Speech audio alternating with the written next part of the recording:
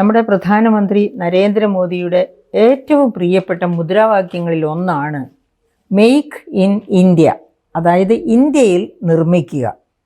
അദ്ദേഹം പ്രധാനമന്ത്രിയായതിനു ശേഷം 2014 പ്രധാനമന്ത്രിയായതിനു ശേഷം ആദ്യം അമേരിക്കയിൽ വിസിറ്റ് നടത്തിയ സമയത്ത് അന്ന് അദ്ദേഹം അമേരിക്കയിൽ വെച്ച് ഇതേ മുദ്രാവാക്യം ഉയർത്തുകയുണ്ടായി. എന്തായിരുന്നു അദ്ദേഹം അതിനു മുൻപ് പറഞ്ഞത്? അതിനു മുൻപ് ബജറ്റിൽ തന്നെ, ഒന്നാമത്തെ ബജറ്റിൽ തന്നെ അദ്ദേഹത്തിൻ്റെ നിർദ്ദേശപ്രകാരമായിരിക്കുമല്ലോ, ധനമന്ത്രി അരുൺ ജെയ്റ്റ്ലി കൊണ്ടുവന്ന ആദ്യത്തെ ബജറ്റിൽ തന്നെ ഉണ്ടായിരുന്നു, പ്രധാനമന്ത്രിയുടെ പ്രസംഗത്തിലും ഉണ്ടായിരുന്നു.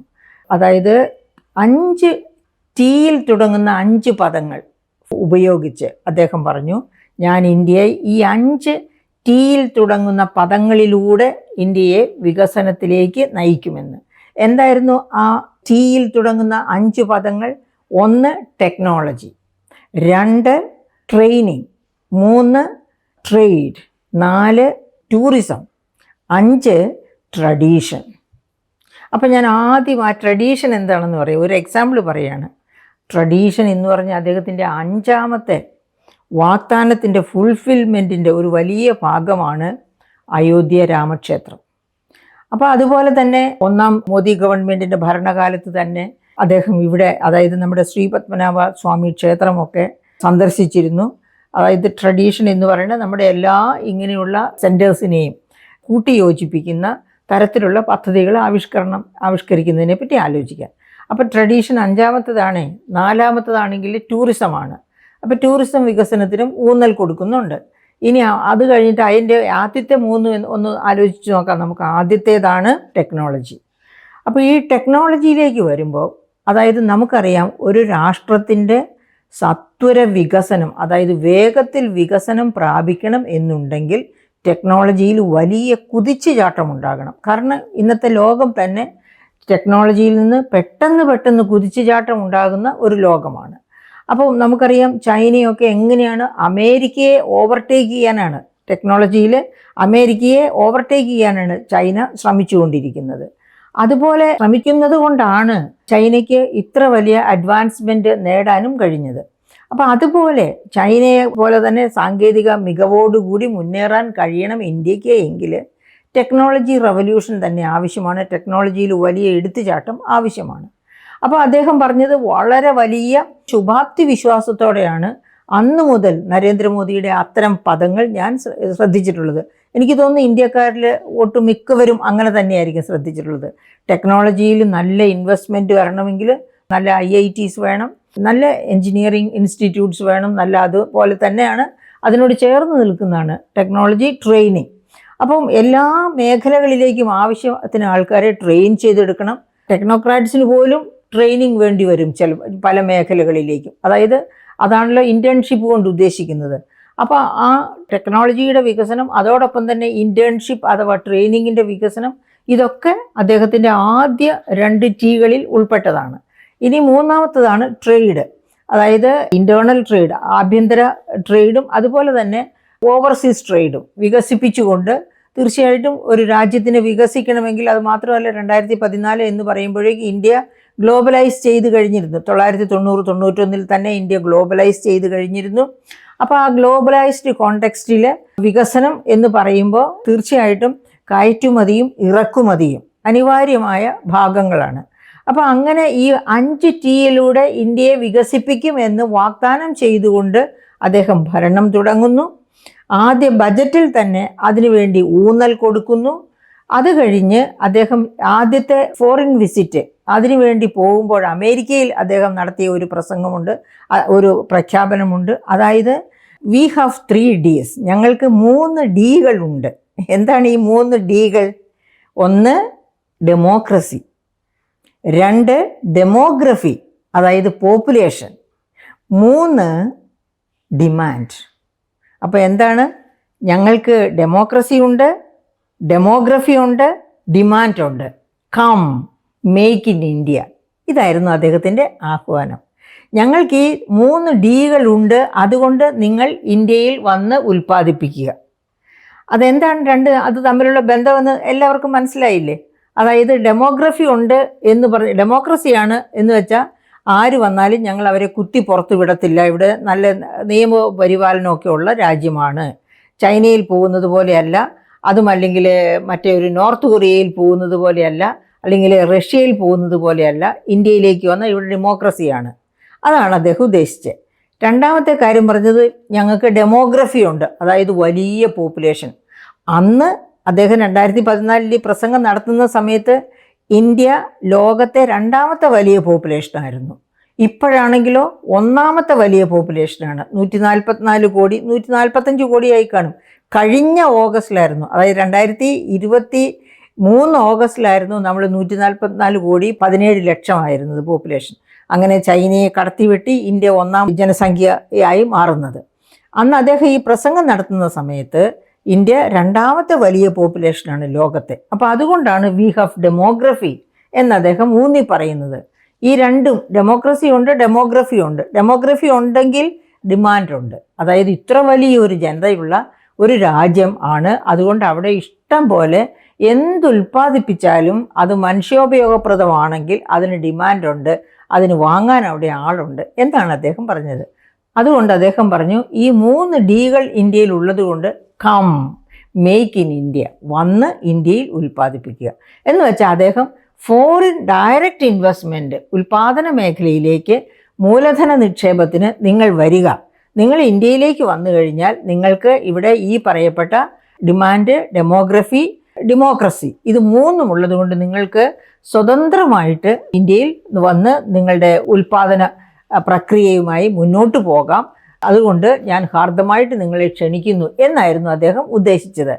അങ്ങനെ ഒരുപാട് ആനുകൂല്യങ്ങൾ ഫോറിൻ ഡയറക്റ്റ് ഇൻവെസ്റ്റ്മെൻറ്റിന് അതുവരെ ഉണ്ടായിരുന്ന, അതായത് ഫോറിൻ ഡയറക്റ്റ് ഇൻവെസ്റ്റ്മെൻറ്റായിട്ട് കണക്കാക്കണം, മൂലധന നിക്ഷേപമായിട്ട് കണക്കാക്കണം എന്നുണ്ടെങ്കിൽ 5 വർഷത്തേക്കെങ്കിലും ആ ഇൻവെസ്റ്റ്മെൻറ്റ് ഇവിടെ ഉണ്ടായിരിക്കണം. അതിനുശേഷം അത് തിരിച്ചു കൊണ്ടുപോകുന്നതിനെ പറ്റി ആലോചിക്കാവൂ. ആ തരത്തിൽ കുറേ കണ്ടീഷൻസ് ഉണ്ടായിരുന്നു. നേരിട്ടുള്ള വിദേശ നിക്ഷേപം ഇന്ത്യയിൽ വരുന്നതിന് ചില കണ്ടീഷൻസ്, ഉപാധികൾ ഉണ്ടായിരുന്നു.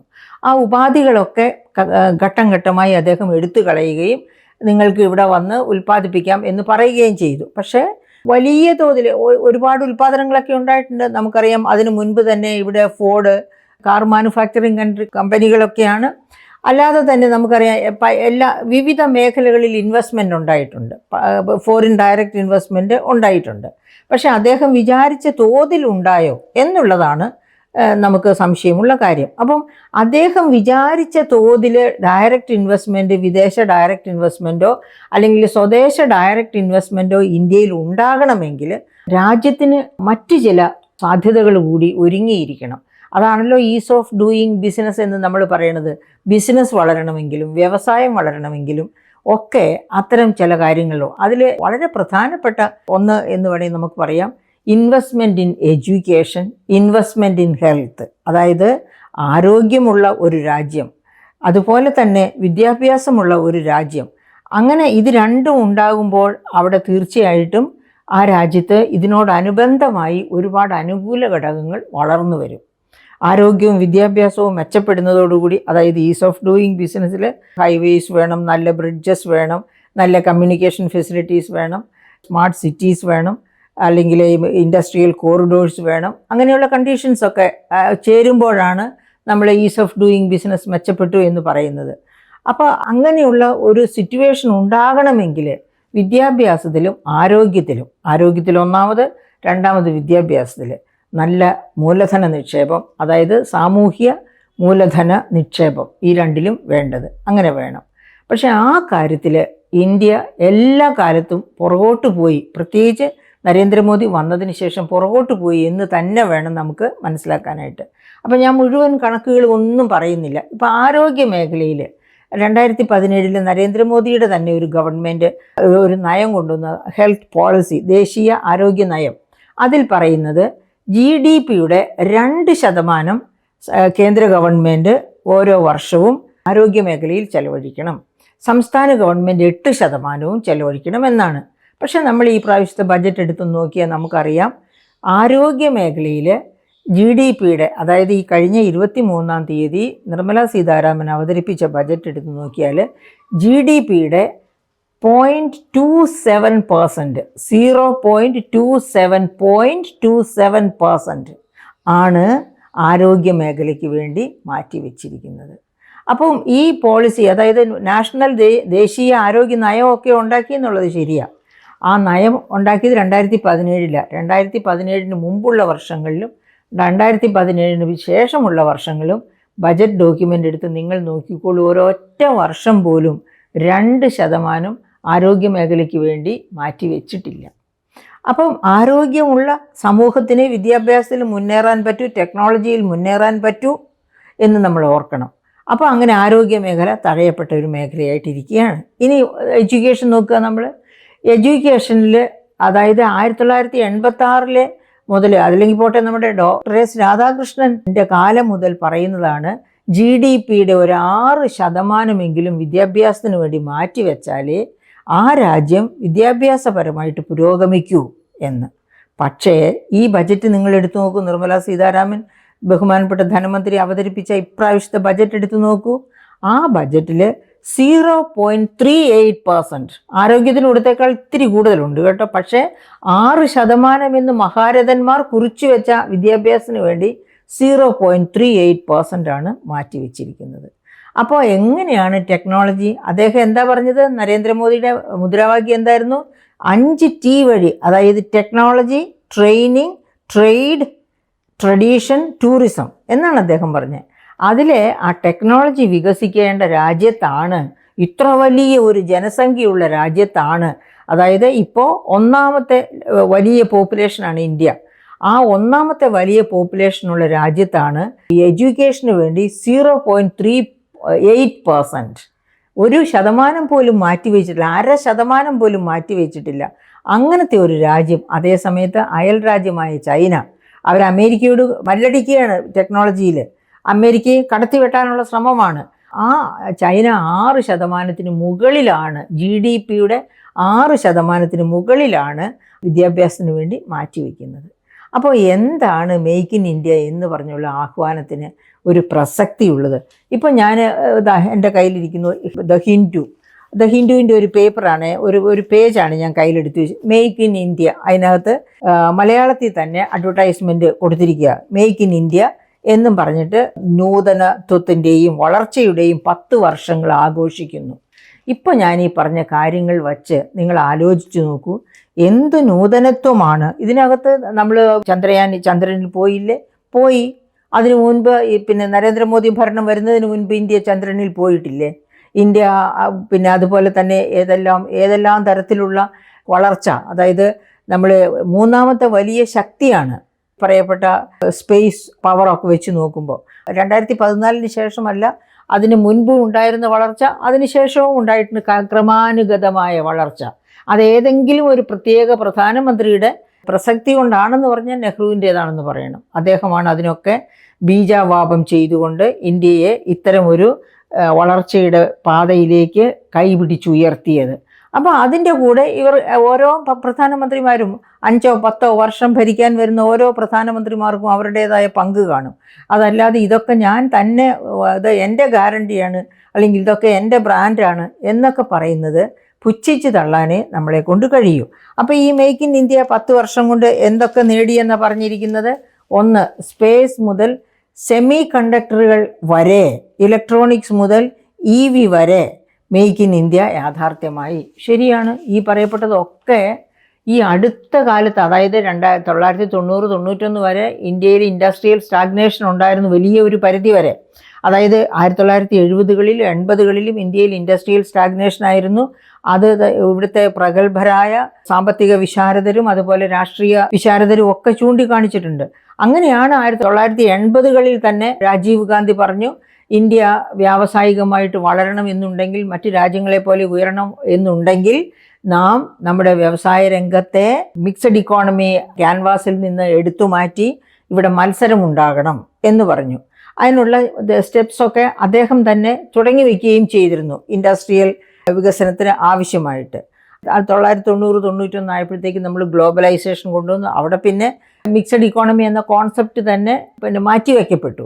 അങ്ങനെ മാറ്റിവെച്ച് അപ്പോൾ അങ്ങനെ ഈ പറയപ്പെട്ട തരത്തിലുള്ള ടെക്നോളജി, ഉദാഹരണത്തിന് ഇവിടെ പറഞ്ഞിട്ടില്ല ടെലികോം ടെക്നോളജിയും IT, അതായത് ഇൻഫർമേഷൻ ടെക്നോളജിയും ഒക്കെ കൊണ്ടുവന്നതിൻ്റെ ഏറ്റവും പ്രധാനപ്പെട്ട ഉത്തരവാദിത്വമുള്ള ആളാണ് സാം പിത്രോദയ്ക്ക് 100-ലേറെ പേറ്റൻസ് ഉണ്ടെന്ന് ഓർക്കണം. അദ്ദേഹം ഒരു നോർത്ത് ഇന്ത്യക്കാരനാണ്, എനിക്ക് തോന്നുന്നു ബീഹാറിയാണെന്ന്. അദ്ദേഹം അമേരിക്കയിലാണ് സെറ്റിൽ ചെയ്തിരിക്കുന്നത്. അദ്ദേഹം 100-ലേറെ പേറ്റൻസിൻ്റെ ഉടമയാണ്. അദ്ദേഹം തന്നെയാണ് മേൽനോട്ടം വഹിച്ചത് നമ്മുടെ IT റവല്യൂഷൻ്റെയും അതുപോലെ ടെലികോം റവല്യൂഷൻ്റെയും ഒക്കെ. രാജീവ് ഗാന്ധിയുടെ കാലത്ത് രാജീവ് ഗാന്ധിയുടെ വലങ്കൈയായിരുന്നു. അപ്പോൾ അതൊന്നും നമ്മളിവിടെ വിസ്മരിച്ച് പോകാൻ പാടില്ല. അതിൻ്റെ തുടർച്ചയായിട്ട് ITയുടെ തുടർച്ചയായിട്ടുള്ള വളർച്ചയാണ് നമ്മളിപ്പോൾ ഈ കാണുന്ന തരത്തിലുള്ള എല്ലാ വളർച്ചകളും. അതായത് സാങ്കേതിക രംഗത്ത് വന്നിട്ടുള്ള ആർട്ടിഫിഷ്യൽ ഇൻ്റലിജൻസ് വരെയുള്ള എല്ലാ മാറ്റങ്ങൾക്കും തുടക്കമാണ് അന്ന് ആ ഇൻഫർമേഷൻ ടെക്നോളജി റവല്യൂഷൻ കൊണ്ട് തുടങ്ങിയത്. അപ്പോൾ ആ റവല്യൂഷൻ, അപ്പോൾ അത് മുഴുവനും ഈ പറയപ്പെട്ട മെയ്ക്ക് ഇൻ ഇന്ത്യ എന്നുള്ള ആഹ്വാനത്തിൻ്റെ പ്രതിഫലനമാണ് എന്ന് പറയുന്നത് തീർച്ചയായിട്ടും നമുക്ക് വിശ്വസിക്കാൻ പറ്റുന്ന ഒരു കാര്യമല്ല. ഇന്ത്യ ലോകത്തിലെ 2ാമത്തെ മൊബൈൽ ഉൽപാദന കേന്ദ്രമാണ്. സാധ്യതയുണ്ട്. അന്ന് നരേന്ദ്രമോദി തന്നെ അമേരിക്കയിൽ പറഞ്ഞതുപോലെ വി ഹാവ് ഡെമോഗ്രഫി. നമുക്ക് ഈ 144-145 കോടി ജനങ്ങളുള്ള ഒരു രാജ്യത്ത് ഏത് കമ്പനിയാണ് മൊബൈൽ ഫോൺ ഉൽപ്പാദിപ്പിക്കാൻ വരില്ലാത്തത്? കാരണം അവർക്കൊക്കെ അറിയാം ഇവിടെ തന്നെ അതിനുള്ള ഡിമാൻഡുണ്ട്. അദ്ദേഹം പറഞ്ഞ ആ ഡെമോഗ്രഫി, ഇവിടെ അതിനുള്ള ജനതയുണ്ട്, ഇവിടെ ഉൽപ്പാദിപ്പിച്ചാൽ ഇവിടെ വാങ്ങാൻ വിപണന സാധ്യതയുണ്ട്. അതുകൊണ്ടാണ് ധാരാളമായിട്ട് മൊബൈൽ ഫോൺസ് ഉൽപ്പാദിപ്പിക്കുന്ന ഒരു രാജ്യമായി ഇന്ത്യ മാറുന്നത്. അപ്പോൾ ഇനി സ്റ്റാർട്ടപ്പ് എക്കോസിസ്റ്റം അതും ഇവിടെ പറയുന്നുണ്ട്. അതുപോലെ തന്നെ ലോകത്തിൻ്റെ ഒരു വളരെ പ്രധാനപ്പെട്ട സ്റ്റാർട്ടപ്പ് എക്കോസിസ്റ്റം ഇന്ത്യയിൽ വളർത്തിക്കൊണ്ടുവന്നു. അത് ഈ മേക്ക് ഇൻ ഇന്ത്യ കൊണ്ടാണോ? നമുക്ക് ഓർമ്മയുണ്ട്, അദ്ദേഹം കുഞ്ഞാലിക്കുട്ടി ഫിനാൻസ് മിനിസ്റ്റർ ആയിരുന്ന UDFൻ്റെ ഭരണകാലം. ആ UDFൻ്റെ ഭരണകാലത്ത് അരുണ സുന്ദരരാജൻ അവരായിരുന്നു വ്യവസായ സെക്രട്ടറി. അവർ വളരെ മിടുക്കിയായിട്ട് ഇവിടുത്തെ വ്യാവസായിക രംഗത്ത്, അതായത് മൈക്രോ എൻ്റർപ്രൈസസ് കൊണ്ടുവരുന്നതിന്, കുടുംബശ്രീ മൈക്രോ എൻ്റർപ്രൈസസിൻ്റെ വളർച്ചയുടെ ഏറ്റവും പ്രധാനപ്പെട്ട ഒരു പ്രാരംഭ ഘട്ടമായിരുന്നു ആ ഘട്ടം. അങ്ങനെ ആ കുടുംബശ്രീ മൈക്രോ എൻ്റർപ്രൈസസ്, അതാണ് ഒരു സ്റ്റാർട്ടപ്പ് എക്കോസിസ്റ്റം കേരളത്തിൽ വളർന്നു ആദ്യം. അങ്ങനെ ഒരു സ്റ്റാർട്ടപ്പ് എക്കോസിസ്റ്റം കേരളത്തിൽ വളർന്ന് ഞാൻ ഇപ്പോഴെന്ന പോലെ ഓർക്കുകയാണ്, ബഹുമാനപ്പെട്ട പ്രധാനമന്ത്രി കേരളത്തിൽ, അദ്ദേഹം പ്രധാനമന്ത്രി ആയതിനു ശേഷം ആദ്യം കേരളത്തിൽ വന്നപ്പോൾ കാലിക്കട്ടിൽ അദ്ദേഹം, കോഴിക്കോട് അദ്ദേഹം നടത്തിയ പ്രസംഗം, ആ പ്രസംഗത്തിൽ അദ്ദേഹം പറഞ്ഞു, കേരളത്തിലെ പോലെ കുടുംബശ്രീ മൈക്രോ എൻ്റർപ്രൈസസ് നമുക്ക് ഇന്ത്യ ഒട്ടാകെ കൊണ്ടുവരണമെന്ന്. ഇപ്പോൾ വടക്കേ ഇന്ത്യയിലൊക്കെ ഒട്ടുമിക്ക സംസ്ഥാനങ്ങളിലും കുടുംബശ്രീയുണ്ട്, കുടുംബശ്രീ മൈക്രോ എൻ്റർപ്രൈസസ് ഉണ്ട്. അപ്പോൾ അതിൻ്റെ ആ സ്റ്റാർട്ടപ്പ് എക്കോസിസ്റ്റം കേരളത്തിൽ നിന്നാണ് അദ്ദേഹം എടുത്തുകൊണ്ടുപോയത്. അപ്പോഴും അദ്ദേഹത്തിന് അത് അദ്ദേഹത്തിൻ്റെ ആഹ്വാനപ്രകാരം അല്ല, ഓഫ് കോഴ്സ് ഇവിടുത്തെ കേരളത്തിലെ മൈക്രോ എൻ്റർപ്രൈസസ് കുടുംബശ്രീ, അതായത് ശ്രീ കുഞ്ഞാലിക്കുട്ടി മന്ത്രിയായിരുന്ന സമയത്ത് വേറൊരു പ്രത്യേകതയും കൂടി ഉണ്ടായിരുന്നു.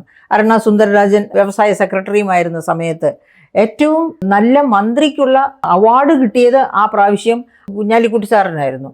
കാരണം ഈ സ്റ്റാർട്ടപ്പ് എക്കോസിസ്റ്റം വികസിപ്പിച്ചു കൊണ്ടുവരുന്നതിന് അദ്ദേഹം നടത്തിയ ശ്രമങ്ങൾ, അതുകൊണ്ടാണ് മന്ത്രിമാരിൽ ഏറ്റവും മിടുക്കനായ മന്ത്രി എന്ന അവാർഡ് പോലും അദ്ദേഹത്തിന് കിട്ടിയത്. അപ്പോൾ ആ എക്കോസിസ്റ്റം, അതുപോലെ കേന്ദ്ര ഗവൺമെൻറ്റിൻ്റെ അവാർഡും കിട്ടിയിരുന്നു. വ്യവസായ സാഹചര്യം അങ്ങനെ എന്തോ, ഞാനത് കൃത്യമായിട്ട് ഓർക്കുന്നില്ല, അതും ഈ മൈക്രോ എൻ്റർപ്രൈസസുമായിട്ട് ബന്ധപ്പെട്ട് തന്നെയാണ് അവാർഡ് കിട്ടിയത്. അപ്പം അങ്ങനെ കേരളം വ്യാവസായികമായിട്ടൊക്കെ വളരെ പിന്നോക്കം നിൽക്കുന്ന ഒരു സംസ്ഥാനമാണ്. പക്ഷേ ഇവിടെയാണ് കുടുംബശ്രീയുടെ ആ എക്കോസിസ്റ്റം ഡെവലപ്പ് ചെയ്തു വന്നത്. അതിന് കാരണം ഇവിടുത്തെ മാറി മാറി വന്ന ഗവൺമെൻറ്റുകൾ, അത് UDF ഗവൺമെൻറ് മാത്രമെന്ന് ഞാൻ പറയുന്നില്ല, കുടുംബശ്രീയെ പ്രോത്സാഹിപ്പിക്കുകയും കുടുംബശ്രീ മൈക്രോ എൻ്റർപ്രൈസസിന് താങ്ങും തണലും ഏകുകയും ചെയ്ത ഒരുപാട് പേരുണ്ട്. സ്റ്റാർട്ടപ്പ് എക്കോസിസ്റ്റം കേരളത്തിൽ വളർന്നു വരാൻ കാരണമായത് കുടുംബശ്രീയാണ്. കുടുംബശ്രീ വനിതകൾ തുടങ്ങിയ സ്റ്റാർട്ടപ്പുകളാണ്. അത് ആദ്യഘട്ടത്തിലൊക്കെ ശ്രീ TK ജോസ് IASഉം ശ്രീ SM വിജയാനന്ദ് IASഉം അവരായിരുന്നു അതിൻ്റെ തലതൊട്ടപ്പന്മാരെ പോലെ അതിനെ പരിപാലിച്ച് വളർത്തിക്കൊണ്ടുവന്നത്. പക്ഷേ അപ്പോഴൊക്കെ വ്യവസായ സെക്രട്ടറി ആയിരുന്ന അരുണ സുന്ദരരാജൻ്റെ കയ്യൊപ്പ് അവിടെ ഉണ്ടായിരുന്നു, വ്യവസായ മന്ത്രിയായിരുന്ന കുഞ്ഞാലിക്കുട്ടിയുടെ കയ്യൊപ്പ് അവിടെ ഉണ്ടായിരുന്നു. അങ്ങനെയൊക്കെയാണ് അവരൊക്കെ ഇതിലിടം പിടിക്കുന്നത്. അപ്പോൾ അങ്ങനെ ഒരു സിറ്റുവേഷനിൽ കേരളത്തിൽ നിന്ന് ഒരു എക്കോസിസ്റ്റം, ഒരു സ്റ്റാർട്ടപ്പ് എക്കോസിസ്റ്റം ഇന്ത്യയിൽ വളർന്നു വരാൻ സഹായിച്ചത് സത്യമാണത് പറയുന്നത്. പക്ഷേ അപ്പോഴും ഒക്കെ നമ്മൾ ഓർക്കണം, എന്നിട്ട് ഇന്ത്യക്ക് എവിടം വരെ മുന്നേറാൻ പറ്റി? ഇപ്പോൾ ഇതാ അവസാനം പറഞ്ഞിരിക്കുന്ന ഒരു 12ാമത്തെ ഒരു പോയിന്റ് ഇവിടെ പറഞ്ഞിട്ടുണ്ട്. എന്താണത്? നാഷണൽ ഇൻഡസ്ട്രിയൽ കോറിഡോർ ഡെവലപ്മെൻറ്റ് പ്രോഗ്രാമിന് കീഴിൽ 12 പുതിയ ഇൻഡസ്ട്രിയൽ സ്മാർട്ട് സിറ്റികൾ അംഗീകരിക്കപ്പെട്ടു. ഇപ്പോൾ ഈ അടുത്തിടെയാണല്ലോ 100 ദിന കർമ്മ പരിപാടി, അതായത് നരേന്ദ്രമോദി ഭരണത്തിൽ വന്നത് ഈ 3ാം മോദി ഗവൺമെൻറ് ഫോം ചെയ്യപ്പെട്ടതിന് ശേഷം ഒരു 100 ദിന കർമ്മ പരിപാടി അവർ തീരുമാനിച്ചിരുന്നു. ആ 100 ദിന കർമ്മ പരിപാടിയുടെ ഭാഗമായിട്ടാണ് 12 ഇൻഡസ്ട്രിയൽ കോറിഡോറുകൾ അംഗീകരിക്കപ്പെട്ടത്. അതിലൊരു ഇൻഡസ്ട്രിയൽ കോറിഡോറിൻ്റെ ഭാഗ്യം നമുക്കും കിട്ടിയിട്ടുണ്ട്, നമ്മുടെ പാലക്കാട് ഇൻഡസ്ട്രിയൽ കോറിഡോർ. പക്ഷേ അങ്ങനെ കോറിഡോർ ഡിക്ലയർ ചെയ്തതുകൊണ്ട് അത് നടപ്പാകുമെന്ന് നമുക്ക് പറയാനൊക്കില്ല, അല്ലെങ്കിൽ അതായത് എത്രയും പെട്ടെന്ന് നടപ്പാകും എന്നും നമുക്ക് പറയാനൊക്കില്ല. കാരണം കേരളത്തിന് ഒരു ഇൻഡസ്ട്രിയൽ കോറിഡോർ ആവശ്യമാണ് എന്ന് മനസ്സിലാക്കിക്കൊണ്ട് UPA കാലത്ത് തന്നെ ഒരു ഇൻഡസ്ട്രിയൽ കോറിഡോർ എവിടെ നിന്ന് എവിടേക്കാണ്, അതായത് കൊച്ചിയിൽ നിന്ന് കോയമ്പത്തൂർ വഴി ബാംഗ്ലൂരിലേക്കുള്ള ഇൻഡസ്ട്രിയൽ കോറിഡോർ അംഗീകരിക്കപ്പെട്ടതാണ്. 2016-17 ബജറ്റിൽ തന്നെ, അതായത് ഈ മോദി ഗവൺമെൻറ്റിൻ്റെ 1ാം മോദി ഗവൺമെൻറ്റിൻ്റെ കാലത്ത് തന്നെ 2016-17 ബജറ്റിൽ ഡോക്ടർ ഐസക്ക് ആ കോറിഡോറിനുള്ള ഭൂമി ഏറ്റെടുക്കും എന്ന് പറഞ്ഞ് അതിനുവേണ്ടി ഒരു കുറച്ച് തുക മാറ്റിവെച്ചു. അന്ന് തൊട്ട് ഇന്ന് വരെ 2016-17 മുതൽ ഇതുവരെ ശ്രമിച്ചിട്ട് ഇപ്പോഴാണ് ആ ഇൻഡസ്ട്രിയൽ കോറിഡോറിന് വേണ്ടി, എന്നിട്ടും പൂർണ്ണമായിട്ട് ഭൂമി ഏറ്റെടുത്ത് കഴിഞ്ഞിട്ടില്ല, വാങ്ങിച്ചു കഴിഞ്ഞിട്ടില്ല, ഗവൺമെൻറ് സ്പെൻഡ് ചെയ്ത് കഴിഞ്ഞിട്ടില്ല. എങ്കിലും ഒരു 90% ഭൂമി ഏറ്റെടുക്കൽ കഴിഞ്ഞിരിക്കുന്നു. അപ്പോൾ ഇനി ബാക്കി കിടക്കുകയാണ്. അപ്പോൾ ഈ കഴിഞ്ഞ 10 വർഷ കാലം കൊണ്ട് 16-17 മുതൽ 2024 വരെയുള്ള കാലം കൊണ്ട് ഭൂമി ഏറ്റെടുക്കൽ മാത്രമേ കഴിഞ്ഞിട്ടുള്ളൂ. ഇനി വേണം കോറിഡോറിൻ്റെ മറ്റ് ജോലികളൊക്കെ വരാനായിട്ട്. ആ സാഹചര്യത്തിലാണ് ഇപ്പോൾ ഗവൺമെൻറ്, അതായത് കേന്ദ്ര ഗവൺമെൻറ് 12 ഇൻഡസ്ട്രിയൽ പാർക്ക് 100 ദിന കർമ്മ പരിപാടികളുടെ ഉൾപ്പെടുത്തി 12 ഇൻഡസ്ട്രിയൽ പാർക്കുകൾ പറഞ്ഞിരിക്കുന്നു. 10 ലക്ഷം തൊഴിലവസരങ്ങൾ നേരിട്ടും 30 ലക്ഷം വരെ പരോക്ഷമായും തൊഴിലുകൾ. ശരിയാണ്, പക്ഷേ ഇൻഡസ്ട്രിയൽ കോറിഡോർ എന്ന് പൂർത്തിയാകുമെന്നുള്ളതാണ് നമ്മൾ നോക്കിയിരിക്കേണ്ടത്. കാരണം ഇപ്പോഴത്തെ തൊഴിലില്ലായ്മ എന്താണ്?